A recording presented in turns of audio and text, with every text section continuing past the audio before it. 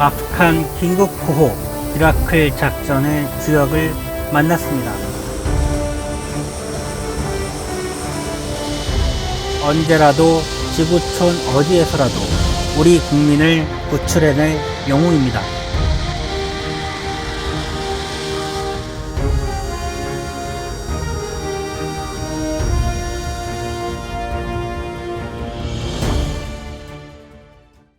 자기소개 간단하게 옆에서부터 한번 부탁드리겠습니다. 안녕하십니까. 저는 제5 공중기동비행단의 251 공수비행대대 김준일 소령이라고 합니다. 네. 어떤 기종을 지금 조종하고 계시죠? 네. 저는 C-130 항공기 조종사입니다. C-130 항공기는 대형 수송기 항공기로 되어 있고 인원은 한 대략 100명 정도 탑승할 수 있는 그런 수송기 되겠습니다. 네.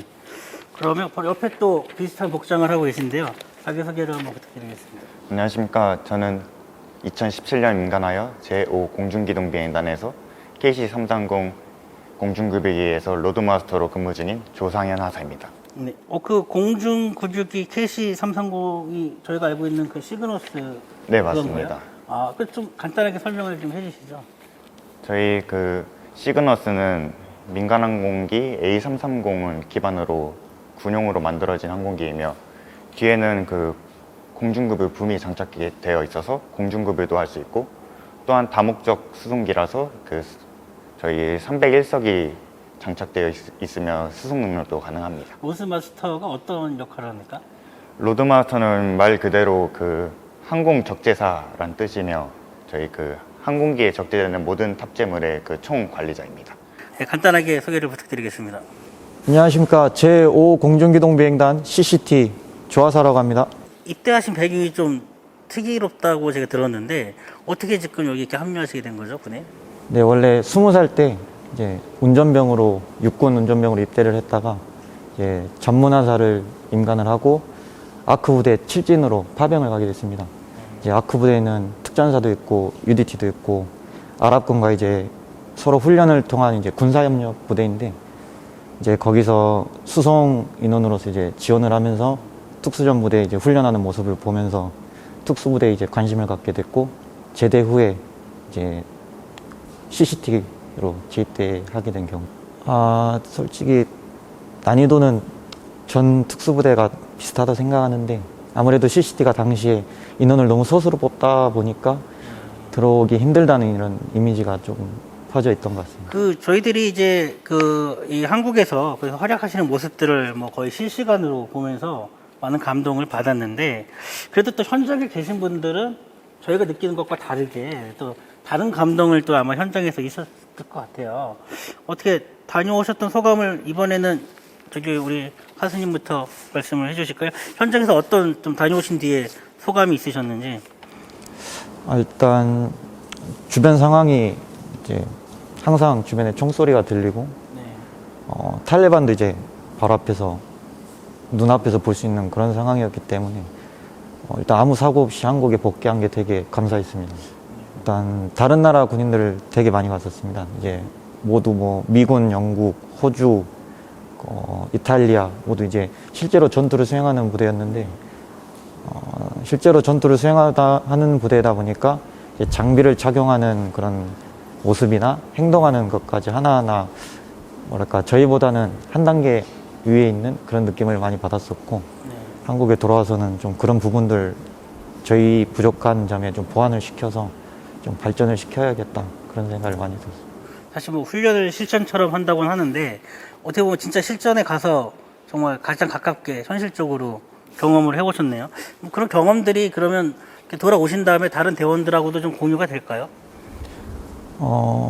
아무래도 직접 느끼는 거랑 또 그냥 전달하는 거랑은 좀 느낌이 다르지 않을까.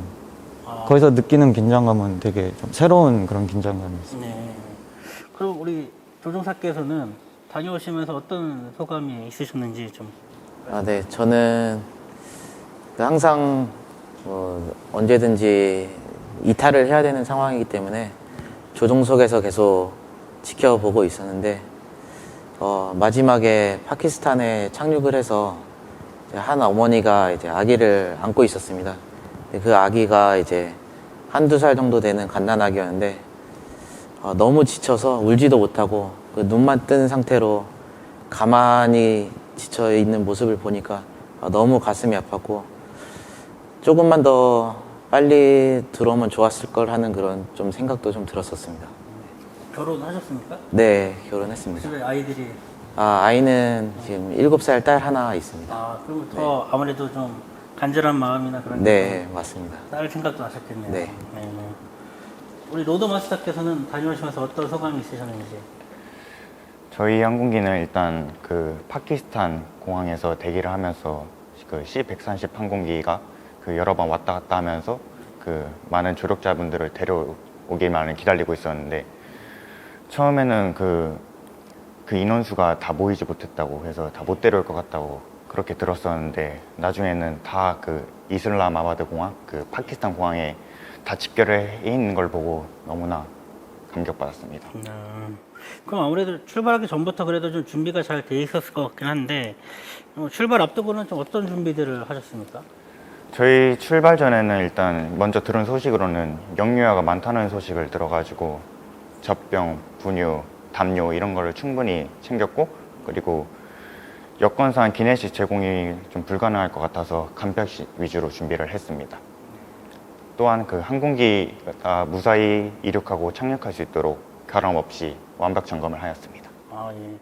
그러면 뭐 저기 C-130을 조종하시는 입장에서도 뭐 준비 과정이 또 남다랐을 것 같은데요. 네, 그 아프가니스탄 주변 국들에 대해서 뭐 비행 경로 그리고 비행 시간들을 다 검토를 했었고 최대한 많은 인원들을 탑승해야 하기 때문에 어느 곳이 가장 적절한지 그리고 최대한 많은 인원 등을 탑승시킬 수 있는 방법에 대해서 계속 검토를 했었습니다.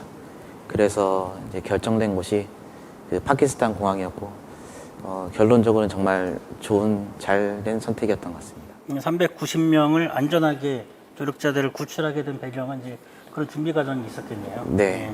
그러면 또 CCT 대원도 뭐 출발하기 전에 또 준비가 아무래도 더 뭔가 남다르실 것 같은데요. 일단 준비하는 기간이 굉장히 짧았기 때문에 일단 당장 임무 항공기인 그 KC-330, C-130 이제 구조부터 상세하게 파악을 했었습니다. 상세하게 파악하고 그 안에서 어떻게 인원들을 안전하게 통제할 수 있을지 그 이제 시뮬레이터를 돌려보면서 굉장히 그 계산을 많이 했던 것 같습니다. 결국 그때 이제 인원을 많이 태우기 위한 준비 과정이라고 봐야 되나요? 예, 맞습니다. 네.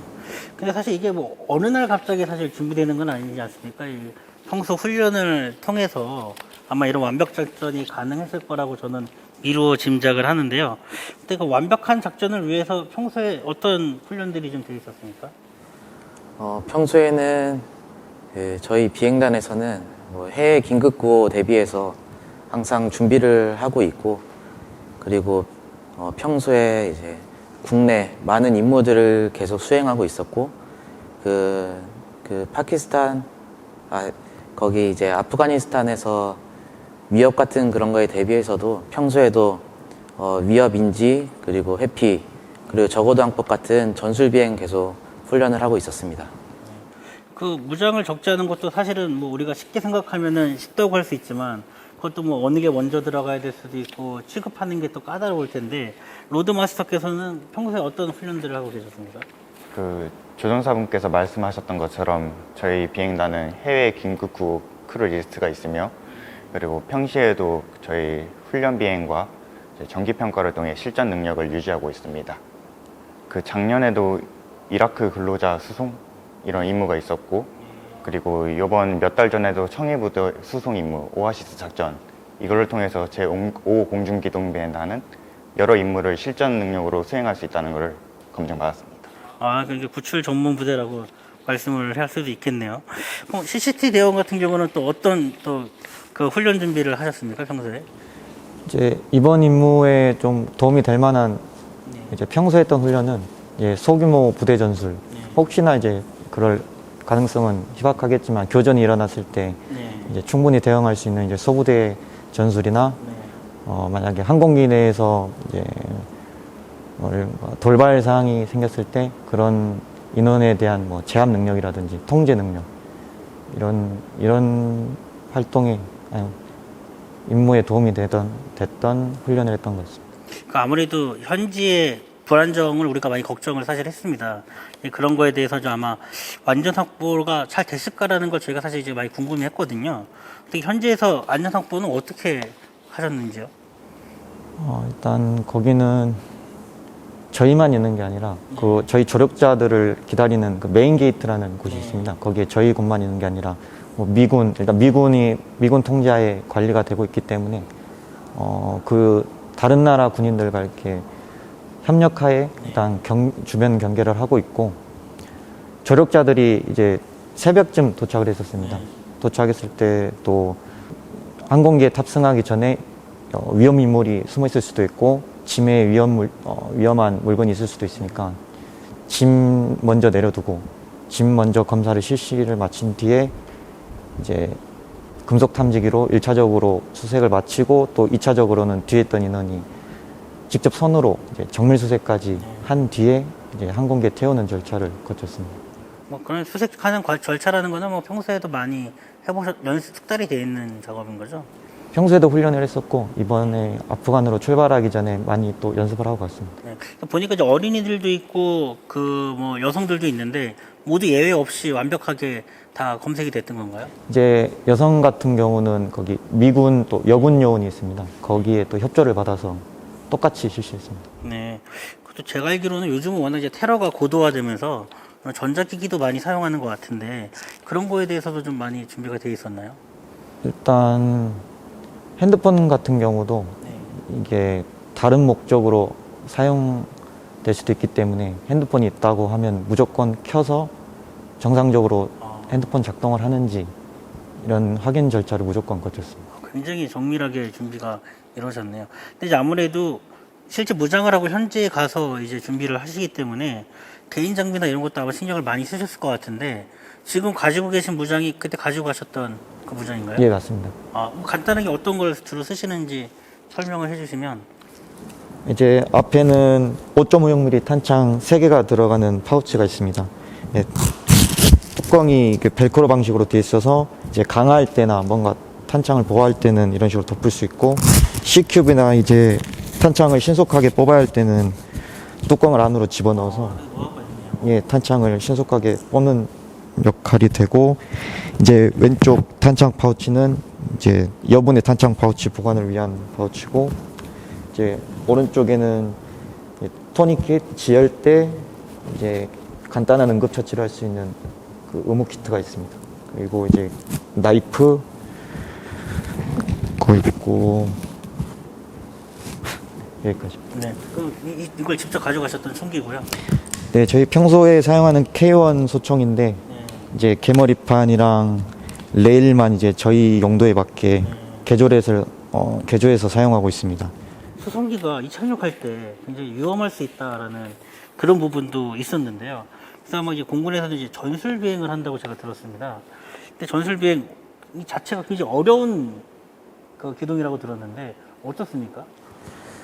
네, 전술 비행은 이제 항공기의 최대 성능으로 기동을 하는 비행이어서 특히 이번 임무에서 현지가 매우 고산지대고 고온이고 또 최대 무게로 이제 임무를 했었습니다. 그래서 조금이라도 더 좋은 성능을 내기 위해서 이제 조종석에 있는 에어컨을 다 끈 상태로 조금이라도 더 좋은 성능으로 기동을 할 수 있도록 준비를 했었습니다. 네. 그 전술 비행 같은 경우는 우리가 흔히 이렇게 제가 오늘도 여기 내려오면서 이제 항공기를 타고 왔는데 일반적인 착륙과 이륙과 좀 다르게 이루어집니까? 이착륙의 예를 들면은 이제 항공기의 위협 정보가 이제 뜨게 되는데 그 위협이 뜨면은 회피를 하거나 아니면은 이제 위협에 잡히지 않도록 사전에 기동을 하면서 계속 기동을 하면서 착륙을 하기도 합니다. 그래서 이번에 계속 위협도 계속 뜨고 했었기 때문에 조금 더 긴장된 상태에서 좀 집중해서 비행을 좀 했던 것 같습니다. 그러니까 저희들이 일반적인 여객기들은 멀리서 천천히 네, 내려오는데 맞습니다. 그 C-130을 조종하실 때는 네. 기동 여러 번 하셨다고요? 네, 맞습니다. 예. 그래도 아무래도 이거 항공기 안전을 위해서 또 신경을 많이 쓰셨을 것 같은데 어떤 부분들을 좀 신경 쓰셨습니까? 네, 아까 말씀드렸던 대로 이번에는 무게가 상당히 나가는 최대 무게로 비행을 했었고, 그래서 탑승한 인원들과 그 항공기 안전이 정말 최우선이었습니다.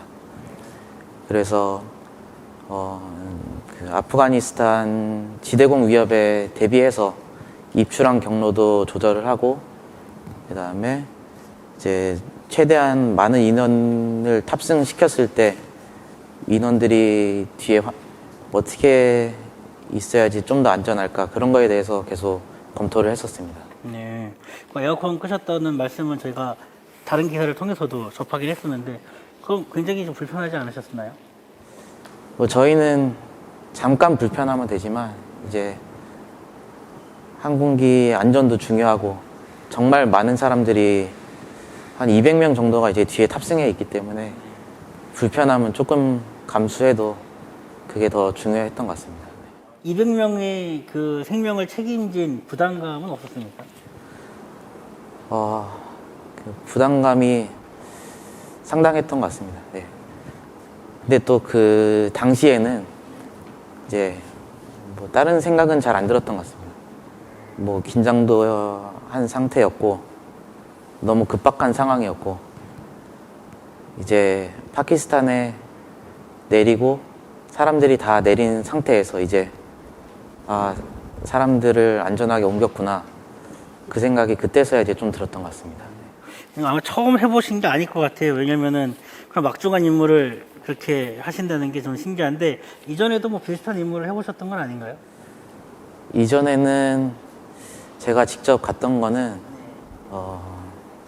라오스에 홍수 피해가 났을 때 지원했던 임무를 또 갔었고, 또 그전에는 그 말레이시아 민항기가 실종된 상황이 있었는데 그때 탐색 구조 임무로 이제 가서 그 민항기 그리고 사람들을 이제 찾는 그런 작전도 했었습니다. 역시 경험이 풍부하셨던 배경이 있었네요.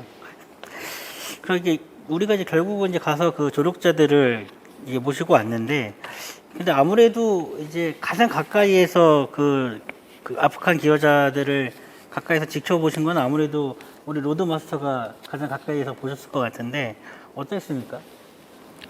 일단 아프간 기여자분들은 저희는 일반적인 한 가족이면 한 4명 이렇게 알고 있었는데 막상 탑승할 때가 되니까 한 가족이 막 6명, 많게는 막 7명, 8명까지도 되는 겁니다.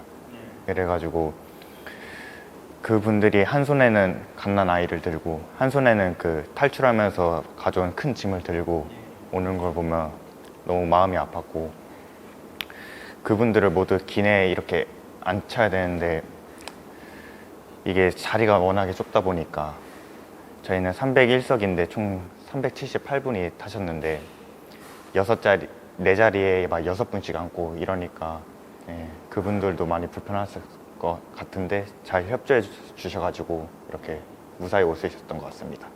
사실 근데 이번에 작전을 하는 게 평소와 달랐던 점은 이제 코로나 상황이 있지 않습니까? 그런 부분 때문이라도 또 아마 신경 쓰신 분이 많이 있을 것 같아요. 코로나19의 위협에 대비하여 저희 아프간 기여자분들에게 마스크를 다 지급을 하였고 또 유해용 마스크까지 모두 다 챙겨와서 다 지급을 하였습니다. 그리고 탑승 전에 저희도 모두 다 방역복 착용 상태로 그렇게 진행을 하여가지고 저희도 방역복을 모두 착용한 상태로 기내에서 그렇게 서비스를 하였습니다. 어떤 점이 가장 기억에 남으시는지요? 전 이유는 설명드릴 수 없는데 네. 이제 파키스탄 공항에 조력자들 다 데리고 와서 한국으로 출발할 때 이제 한국으로 출발하지 못한 몇 가족이 있었습니다. 네. 이제 그 가족이 다시 카불 공항으로 가서 아프간으로 들어가느냐 아니면 한국으로 데려가느냐 이게 결정을 못 하고 있었는데 다행히 이제 결정이 잘 돼서 한국으로 이렇게 마지막까지 데려올 수 있었습니다. 근데 그 한국으로 돌아가는 그 과정에서 카불에서 이제 그 폭탄 테러가 일어나서 네. 60명 이상 사망했다는 소식을 그 항공기 내에서 들었습니다. 그 이제 저도 듣고 놀라서 그 마지막으로 출발한 그 가족들에게 그 소식을 항공기 내에서 전달해 주니까 그 사람들도 되게 놀랐던 그런 기억이 있습니다. 사실 이번에는 저희가 아프간에서 한국을 위해서 일하셨던 조력자들을 제가 구했던 거지만은 또 어떻게 보면 언제든지 이제 사실은 재외 국민들을 구출하러 가야 되는 임무를 해야 될 수도 있는 거지 않습니까? 과거에도 하셨지만요. 당장 내일이라도 가야 된다면은 출발하실 수 있는 준비가 되어 있습니까? 저희는 언제든지 항시 출발할 수 있는 준비가 되어 있습니다. 그렇습니까? 사실 이번에도 위험한 지역을 가셨는데 뭐 과거 뭐 이라크 전도 그렇지만 그런 곳에서 이착륙하는 게 쉽지 않은데 뭐 자신 있으신가요? 네, 평소에도 항상 훈련을 해왔던 거기 때문에 네. 네, 크게 그 이착륙에 대해서는 네. 걱정은 없습니다. 제가 믿고 타보겠습니다. 네, 알겠습니다. 사실은 또 현지 위험성을 아까도 많이 말씀해 주셨는데 뭐 어떠한 지역이라도 뭐 우리 뭐 조종사들을 구하러 가는 또 부대도 있지만 저희 국민들을 구하러 갔을 때 저희가 목숨을 믿고 맡겨도 되겠습니까? 언제든지 준비되어 있습니다. 계급이 높으신 분이 모범을 보여서 한번 이런 사람들을 많이 구하는 뜻깊은 임무에 투입되었다는 것에 대해서 정말 자부심을 많이 느끼고 있고 이러한 코로나로 힘든 상황에서 대한민국 군군이 아주 어려운 임무를 해냈다는 것에 대해서도 대한민국 국민들 모든 분께서 조금 희망이 되고 좋은 소식 알릴 기회가 되었어서 너무 좋았습니다. 코로나 힘든 기간이지만 다들 잘 이겨내셨으면 좋겠습니다. 저희 공군은 저희 국민이 있기 때문에 존재할 수 있는 것 같습니다. 저희 군인으로서 저희 국민이 언제 어디서든 위험에 처할 때 언제든지 구하러 갈 준비가 되어 있으니까 걱정 말고 추석 잘 보내셨으면 좋겠습니다. 감사합니다.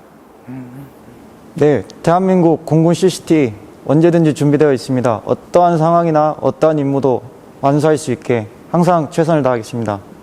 그리고 공정통제사 공군무사관 특별전형으로 요즘 모집 중에 있습니다. 많은 지원 바랍니다. 중앙일보 구독자 여러분, 코로나 조심하시고 행복한 추석 되시기 바랍니다. 감사합니다. 중앙일보 독자분 즐거운 한가위 되십시오. 중앙일보 독자 여러분들 즐거운 명절 보내시기 바랍니다.